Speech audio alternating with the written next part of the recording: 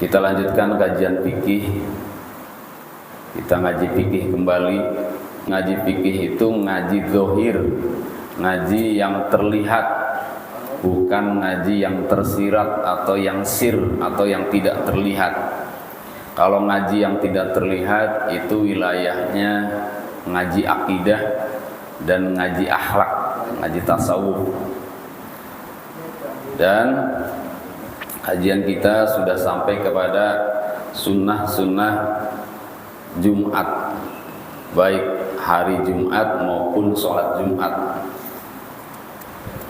Jadi Jumat itu adalah hari yang Allah sudah takdirkan untuk umat Islam sebagai hari Id, hari kebesaran. Makanya disebutnya Jumat itu adalah Sayyidul Ayyam, yaitu pimpinannya hari atau tuannya hari-hari, roisnya hari, yaitu Sayyidul Ayyam, hari Jumat. Maka di hari Jumat banyak fadilah-fadilah, dimulai sejak diciptakannya Nabi Adam, kemudian nanti hari di mana akan terjadinya hari kiamat, itu juga hari-hari Jumat, ya.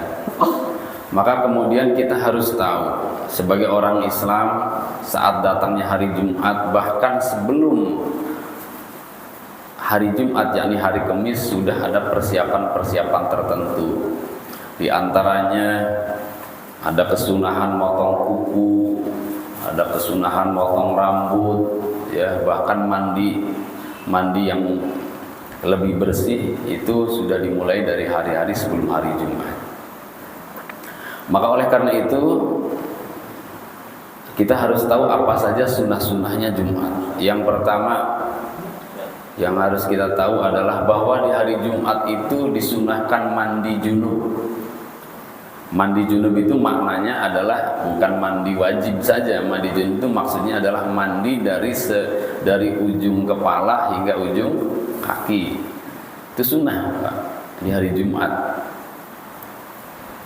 Jadi membersihkan badan, membersihkan pakaian, karena di hari Jumat akan berkumpul banyak manusia, terutama saat didirikannya sholat Jumat. Tidak boleh kita melakukan kerugian yang berdampak pada orang lain. Kerugian diantaranya adalah membuat orang gelisah karena hadirnya kita bau, kita kotor. Nah, bagi kita sih gak masalah, tapi bagi orang lain bisa bermasalah. Maka untuk membersihkan itu hukumnya sunnah, afdal. Dalam hal ini Rasulullah bersabda yang diriwayatkan oleh Imam 7 dalam hadis-hadis sahih. Kata beliau, "Manik tasala yaumal jum'ah." Siapa yang mandi di hari Jumat, ghusl janabah dengan mandi junub. Sumaroha, kemudian dia berangkat menuju Jumatan, pagi-pagi berarti kalau begitu. Faka'an nama qarraba badana.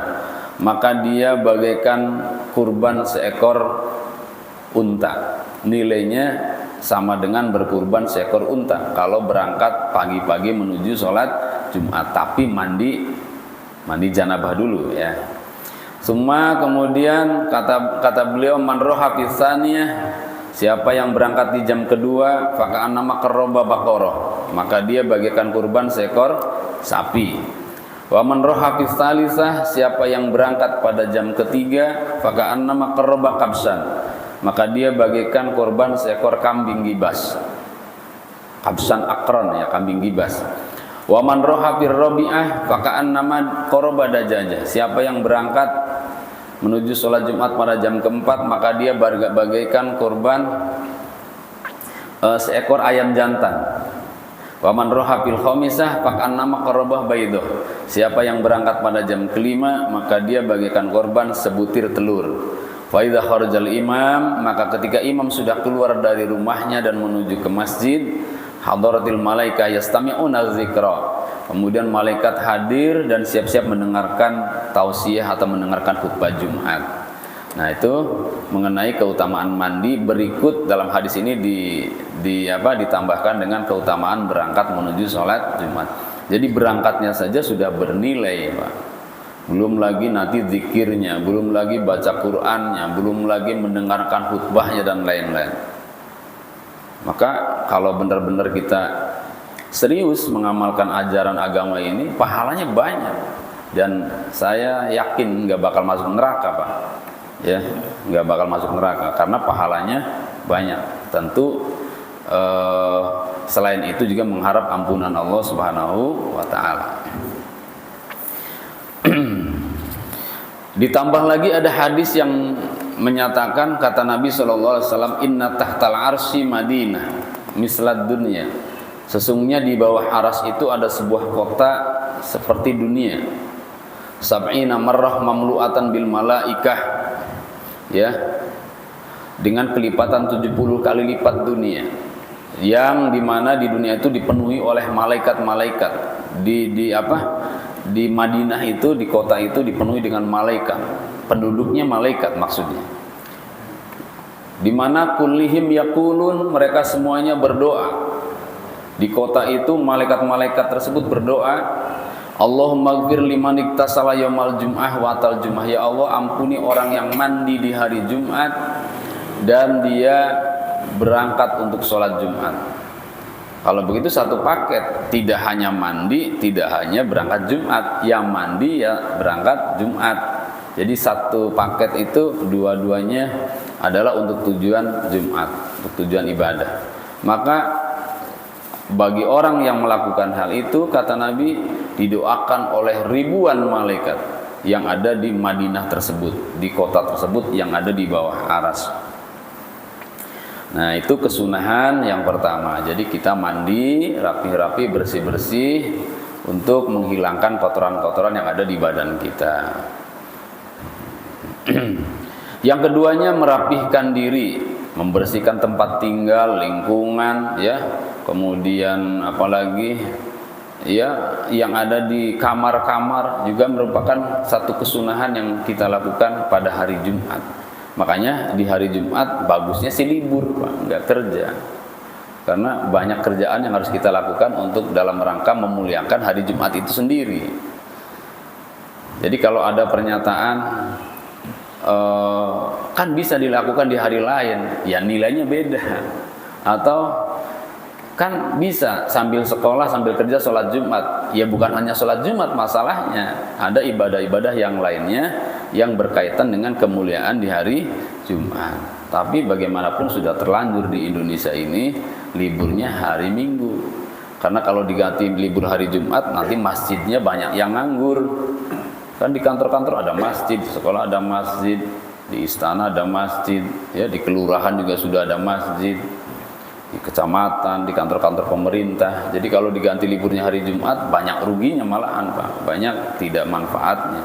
Maka mau tidak mau kita disuruh mensiasati se-efisien mungkin, sebaik mungkin bagaimana supaya nilai-nilai fadilah-fadilah hari Jumat itu tidak hilang karena liburnya kita di hari Ahad.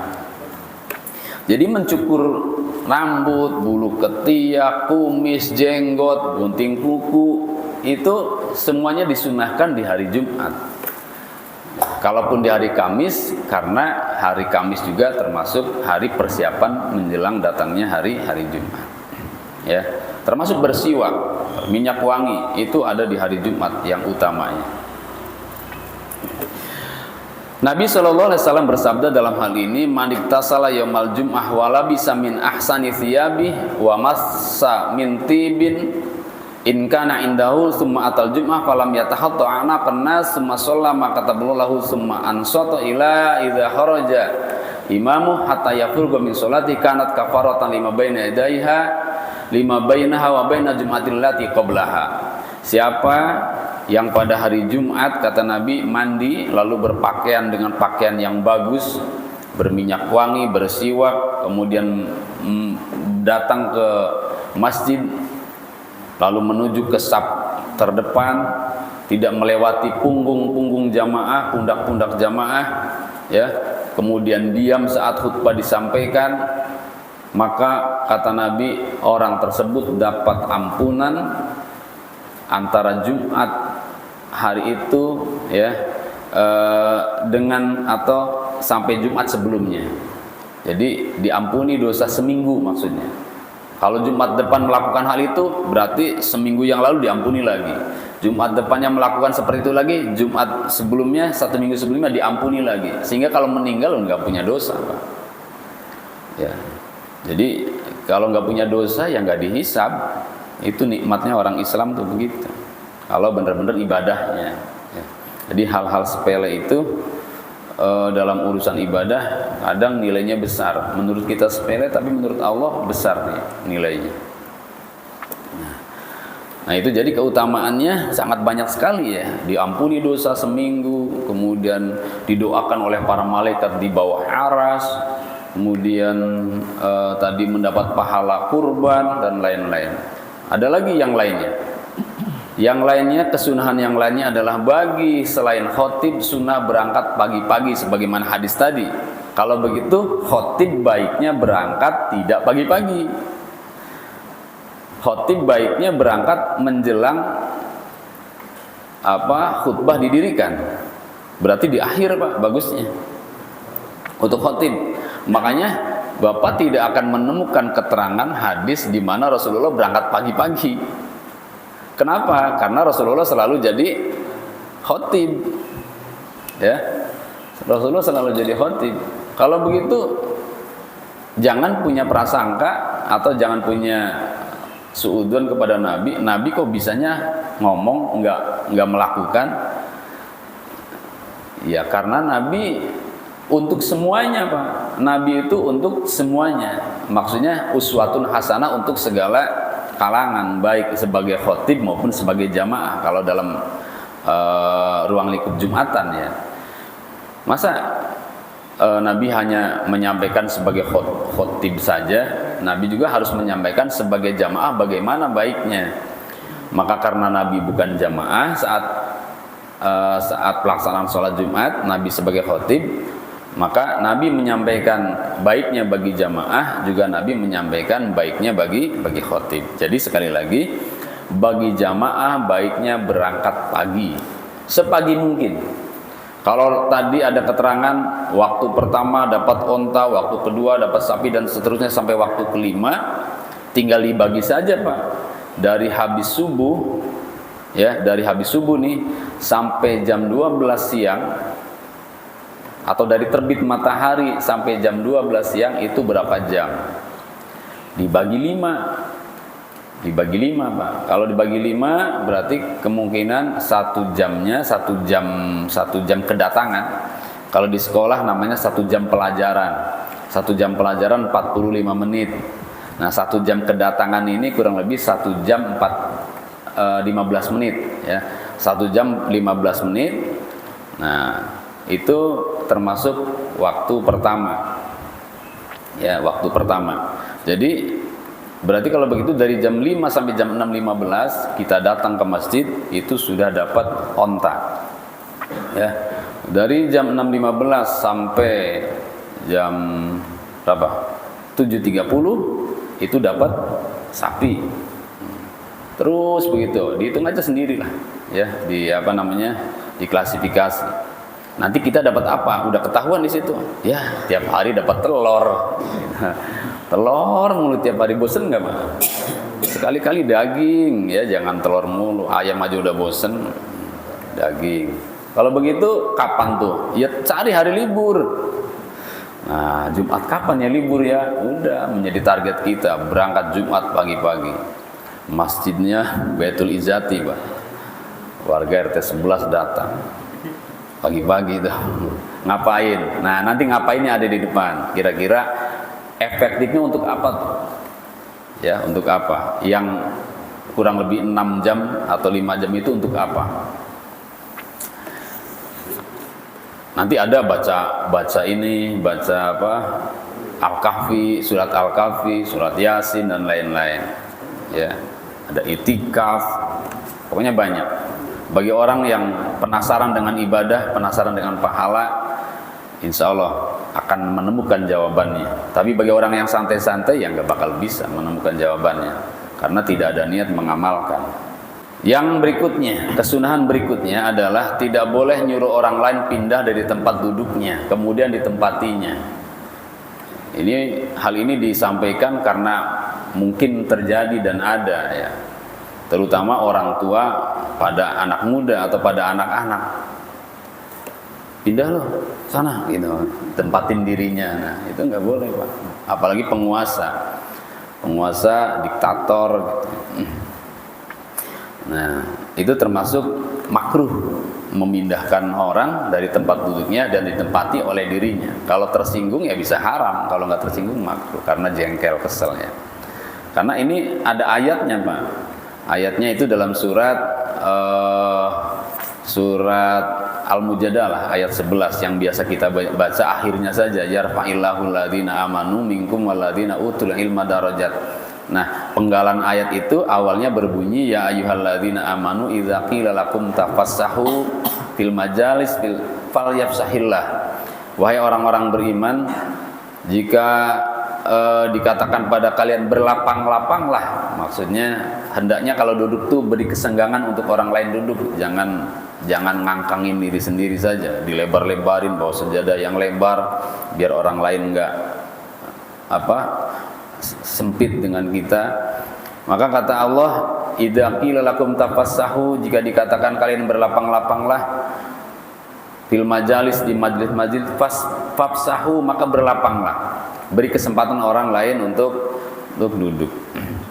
Berikutnya, apabila yang sedang duduk di masjid kemudian pengen keluar karena lama duduk di masjid, pengen keluar untuk pipis atau untuk wudu kan ya, bagi orang-orang tua yang nggak tahan setengah hari kalau nggak pipis, itu dari pagi datang pasti di tengah-tengah pengen pipis.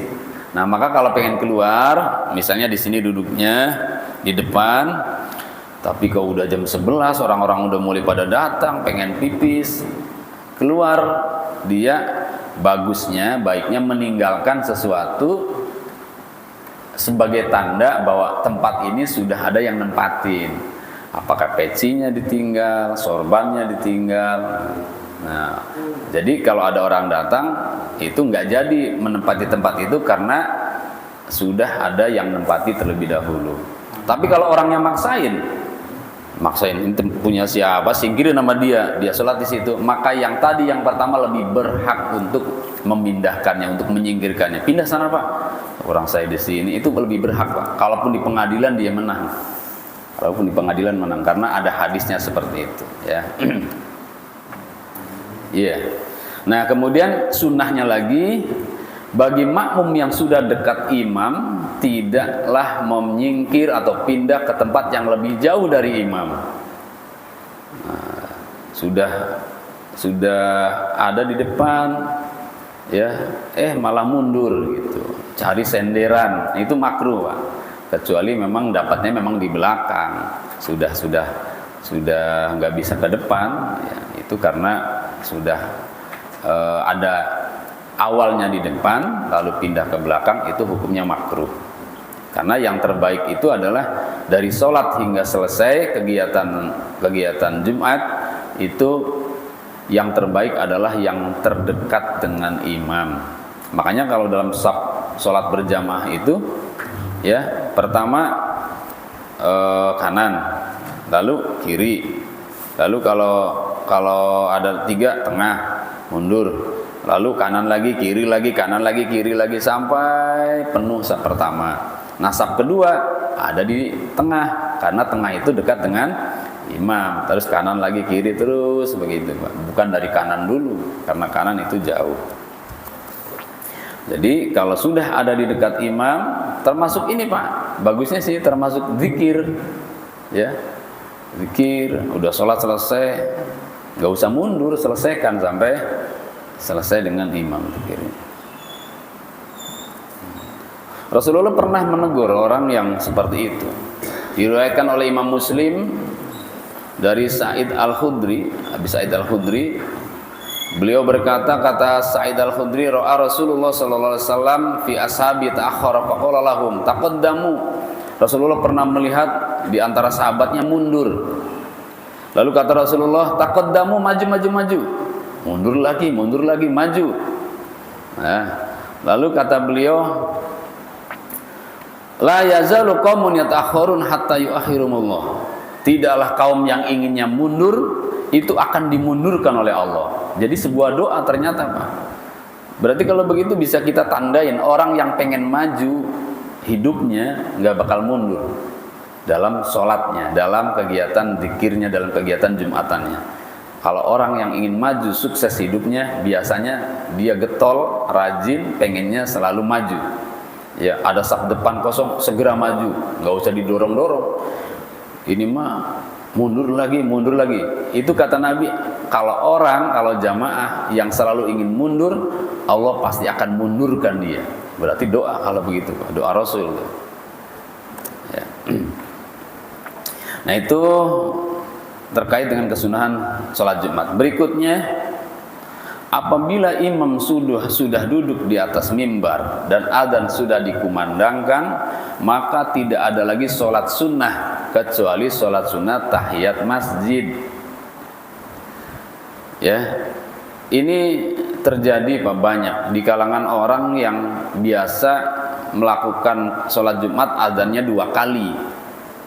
Kalau adzan 2 kali, Pak, adzan yang keduanya itu kan khotib sudah naik mimbar. Adzan yang pertama sebagai tanda masuknya waktu sholat. Ketika adzan yang pertama itu dalam istilah fikih kebalik, itu yang adzan kedua disebutnya. Ya, tapi kita secara adat itu memahaminya adzan pertama. Kita pakai adat saja. Menurut adat, adzan pertama tadi adalah adzan saat untuk menunjukkan datangnya waktu sholat. Waktu sholat sudah datang adzan, maka saat itu menurut ulama mutaakhirin, ya, itu disunahkan sholat qobliyah Jumat, sebagaimana disunahkan sholat qobliyah zuhur. Jadi qobliyah Jumat itu di zaman Nabi nggak ada, Pak. Di zaman Nabi qobliyah Jumat tidak ada karena di zaman Nabi adzannya 1 kali. Kalau begitu Nabi naik mimbar langsung adzan. Nah, saat itulah Nabi bersabda, ya, bahwa tidak ada sholat setelah khotib naik mimbar kecuali sholat tahiyat masjid. Tahiyat masjid berarti bagi orang yang baru masuk masjid. Kalau orang yang sudah duduk di masjid nggak ada sholat tahiyat masjid. Kalau sudah duduk di dalam masjid, begitu imam naik khutbah lalu azan, tetap duduk. Selesai azan tetap duduk, jangan sholat qobliyah Jumat. Nah, kejadian ini sering terjadi bagi orang yang biasa sholat Jumat pada adzan 2 kali lalu hadir di masjid yang adzannya 1 kali. Nah, dikira setelah adzan ada sholat qobliyah, ternyata untuk adzan sekali tidak ada qobliyah Jumat, ya, adanya bagi jamaah yang adzan Jumatnya 2 kali. Sunnah berikutnya adalah memperbanyak baca surat Kahfi, Pak. Surat Al-Kahfi itu lumayan ya, lebih dari 15 menit kalau baca surat Al-Kahfi standarnya, karena lebih panjang dari surat Yasin. Tapi sangat banyak fadilah-fadilahnya. Fadilahnya surat Kahfi itu diantaranya bagi orang yang melazimkan membaca surat Kahfi tiap hari Jumat itu tidak akan terpengaruh oleh fitnah Dajjal. Tidak akan terpengaruh oleh fitnah Dajjal. Dan fitnah Dajjal itu sangat memukau, sangat beresiko, bisa menggelincirkan umat manusia dari akidah yang benar kepada yang salah, dari ibadah yang benar kepada ibadah yang salah, karena luar biasa iming-imingnya dan sangat logis. Maka orang yang biasa melazimkan surat Kahfi itu akan terhindar dari bencana itu.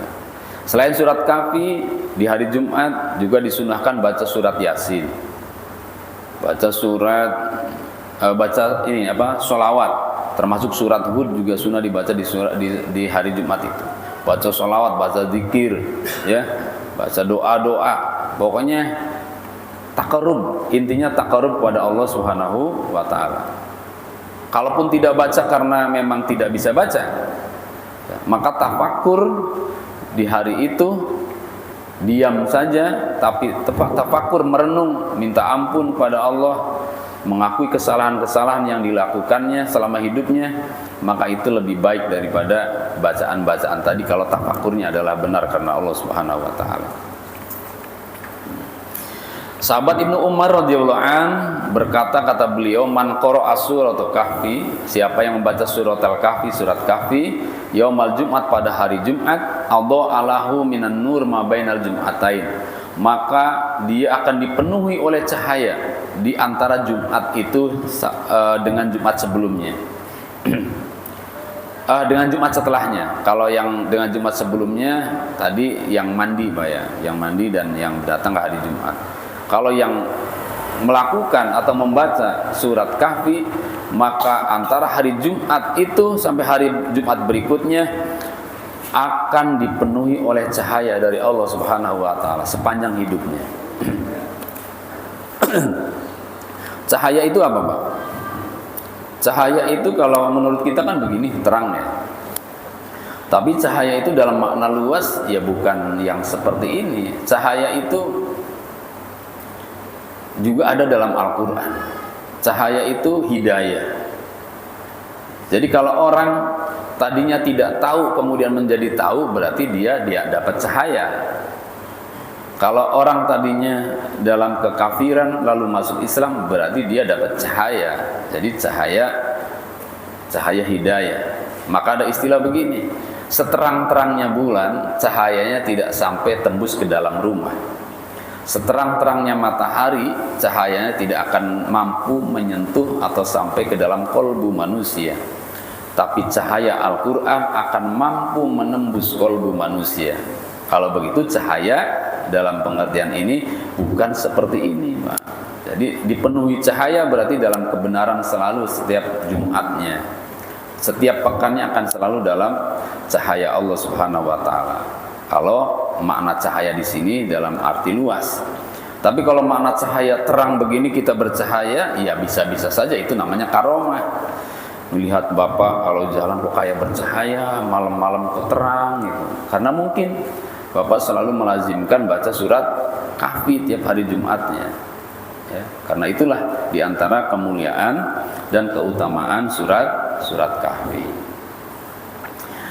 Nah, kemudian yang berikutnya sunnahnya lagi memperbanyak amal kebajikan di hari Jumat. Termasuk diantaranya adalah ziarah, sedekah, amar ma'ruf nahi munkar, zikir dan lain-lain. Jadi kalau begitu bagusnya hari Jumat bawa uang. Jadi selain untuk melaksanakan sholat Jumat juga niat sedekah. Karena ada riwayat dari para sahabat, beliau dari Ibnu Zanjawai, ya, beliau juga dari Musayyib bin Rafi, di mana beliau berkata, man amila khairan fi yaumil jum'ah du'ifa lahu bi asri ad'afin fi sairil ayyam. Barang siapa yang melakukan amal ibadah, amal kebaikan di hari Jumat, maka akan dilipatkan menjadi 10 kali lipat dari kelipatan hari-hari biasanya.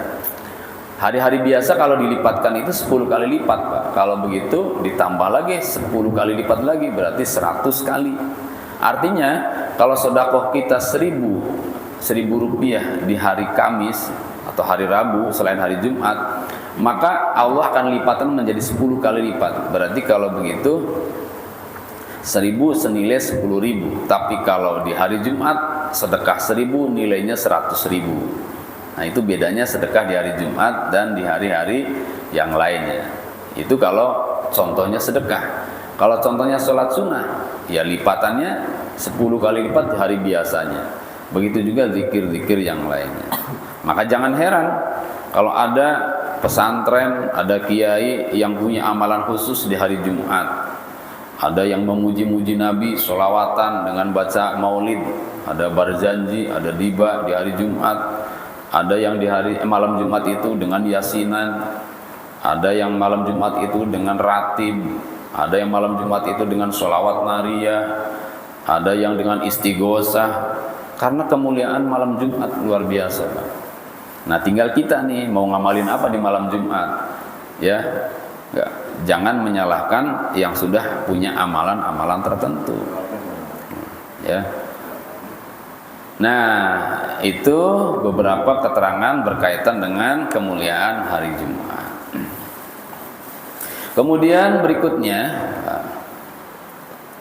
setelah salam sholat maksudnya, ya, sebelum berbicara dan sebelum merubah posisi duduk, disunahkan utamanya adalah membaca surat Al-Fatihah 7 kali, Al-Ikhlas 7 kali, terus Al-Falaq 7 kali, dan An-Nas 7 kali.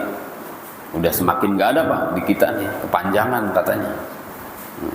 Lalu setelah itu ucapkan doa, Allahumma ya Ghaniyyu ya Hamid ya Mubdi'u ya Mu'id ya Rahimu ya Wadud aghnini bihalalikan haramik wa bi ta'atika am maksiatik wa bi fadlika amman siwak. Jadi Al-Fatihah 7 kali, Al-Ikhlas 7 kali, Al-Falaq 7 kali, dan An-Nas 7 kali.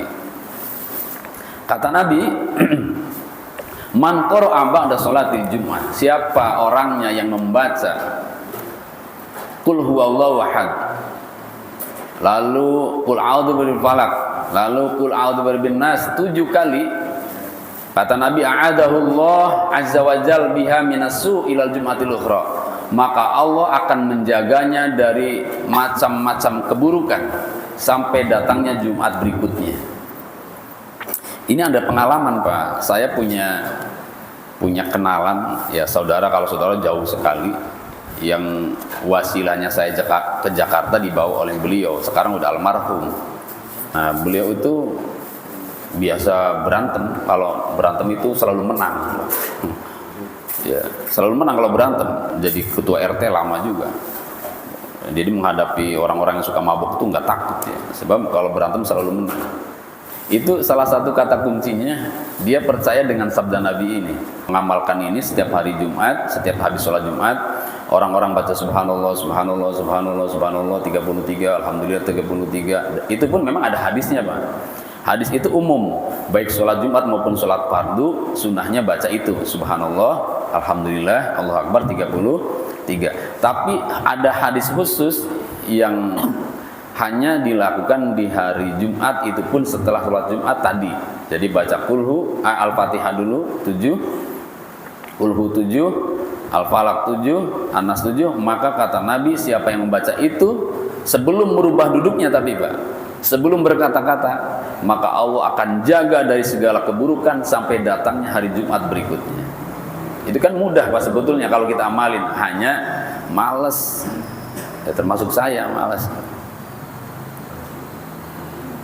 Gimana Pak? Siap baca? Hah? Ya, nggak usah ikut imam kalau gitu Pak. Bismillahirrahmanirrahim. Alhamdulillahirabbil alamin arrahmanirrahim maliki yaumiddin iyyaka na'budu wa iyyaka nasta'in.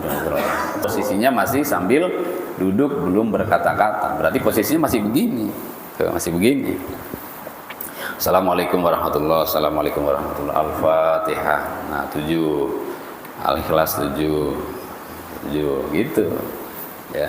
Selesai, baru doanya ya apa saja, tapi dianjurkan ada kalimat Allahumma ya Ghaniyyu ya Hamid ya Mubdi'u ya Mu'id ya Rahim ya Wadud aghnini bihalalikan haramik wa bi ta'ati amman siyatik wa bi fadlika amman siwa, lalu doa yang lainnya.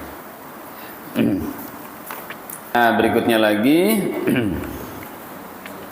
kata seorang ulama namanya Abdul Wahab Asy'arani. Abdul Wahab Asy'arani, ulama Mesir, termasuk dosen Al-Azhar yang hidup di abad ke-10 Hijriah, berarti 400 tahun yang lalu. Namanya Abdul Wahab Asy'arani. Beliau menyarankan, kata beliau, setelah selesai doa, sambil salaman silakan, sambil duduk silakan, sambil jalan silakan baca ilahi lastulil firdausi ahla wala aqwa ala naril jahimi fahabli taubata waghfir dzunubi wa innaka ghafirudz dzambil azimi. Yang sering dipuji-pujian Pak. Ilahi las tulil firdausi ahla wala aqwa ala naril jahimi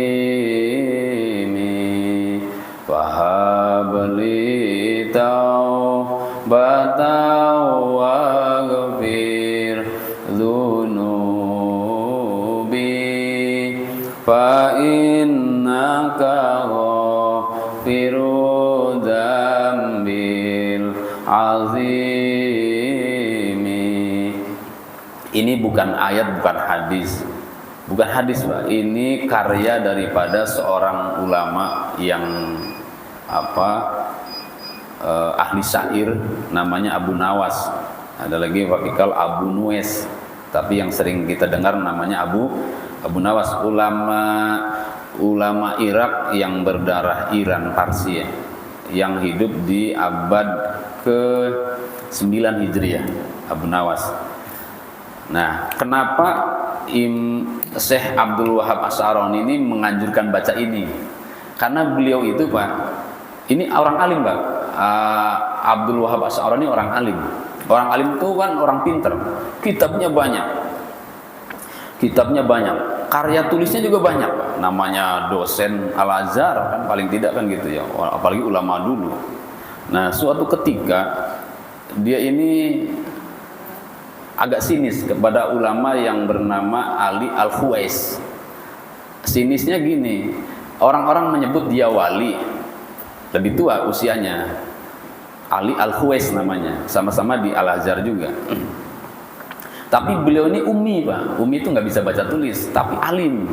Ali Al-Khuwais nih, kata Abdul Wahab Asy'arani, ulama kok ini orang sufi kok nggak alim gitu, orang sufi kok nggak alim gitu. Digituin mulu sama Abdul Wahab Asy'arani, Imam Ali Al-Khuwais nih, ulama sufi kok nggak alim. Itu kelama-kelamaan Ali Al-Khuwais ini menjawab, karena digituin terus sama ini Abdul Wahab Asy'arani, kata-kata ini, kata Ali Al-Khuwais, orang alim kok jadi himarnya Zainab katanya.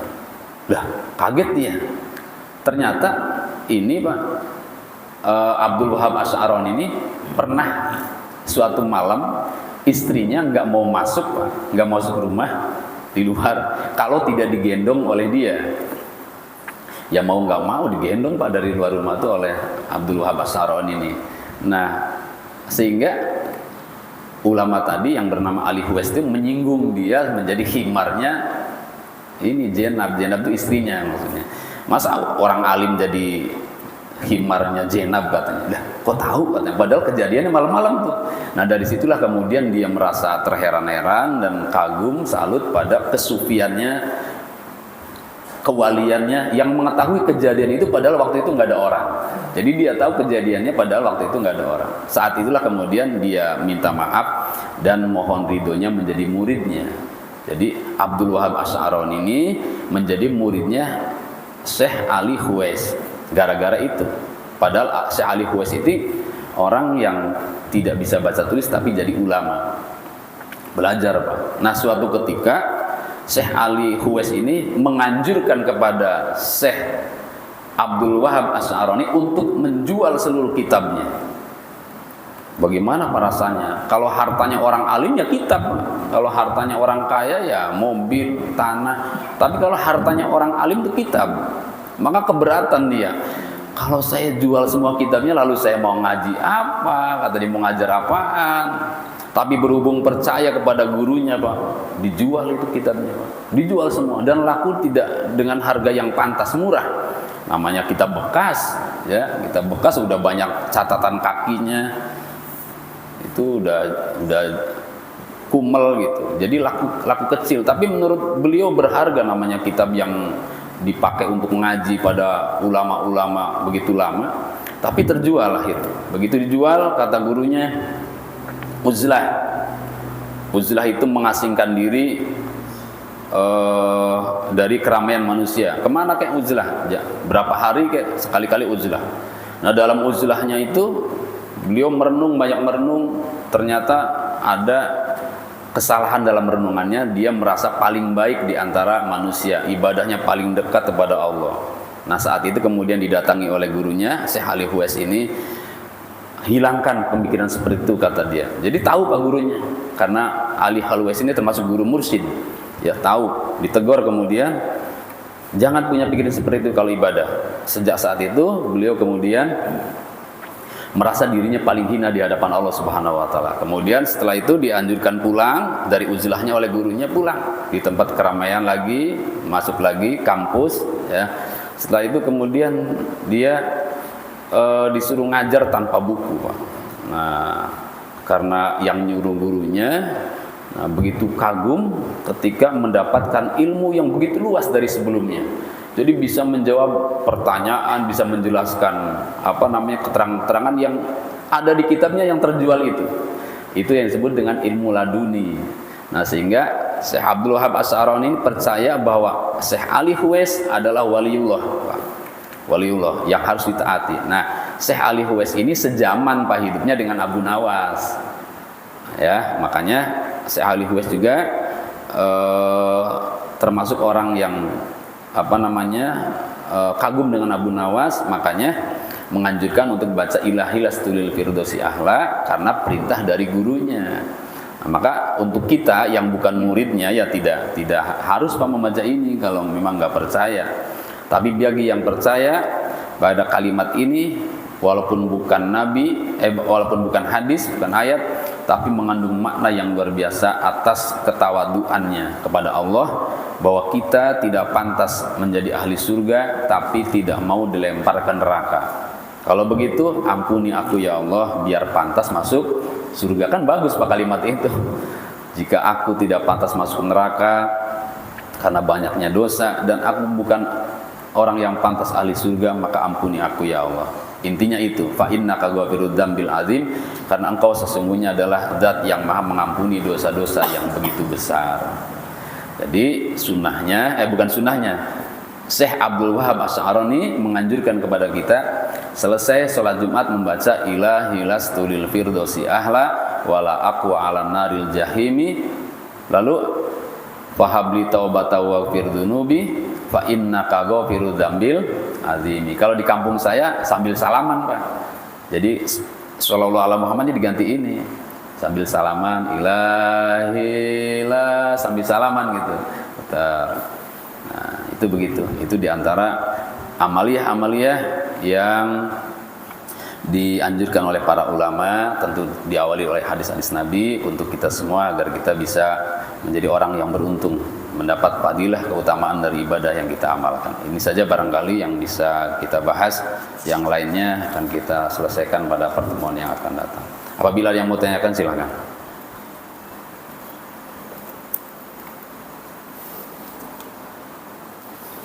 Ada? Alhamdulillah paham semua kalau begitu ya. Iya. Mudah-mudahan Allah Subhanahu wa taala memberkahi kita dengan ilmu dan amal soleh, serta diberikan kekuatan lahir batin untuk selalu istiqomah mengamalkan perintah-perintahnya dan menjauhi larangan-larangannya. Bismillahirrahmanirrahim. Alhamdulillahirabbil alamin, wassalatu wassalamu ala sayyidina Muhammadin wa ala alihi washabihi ajmain. Allahumma wafiq imanana bi taufiqik wa idu bi ta'yidik. Allahumma wafiqna lima tuhibbu wa tarda waj'al amalana fi ridha wa a'inna lil muridina wa dunyana bi rahmatika ya arhamar rahimin. Wassallallahu ala sayyidina Muhammad wa ala alihi wasallam. Walhamdulillahirabbil alamin. Assalamualaikum warahmatullahi wabarakatuh.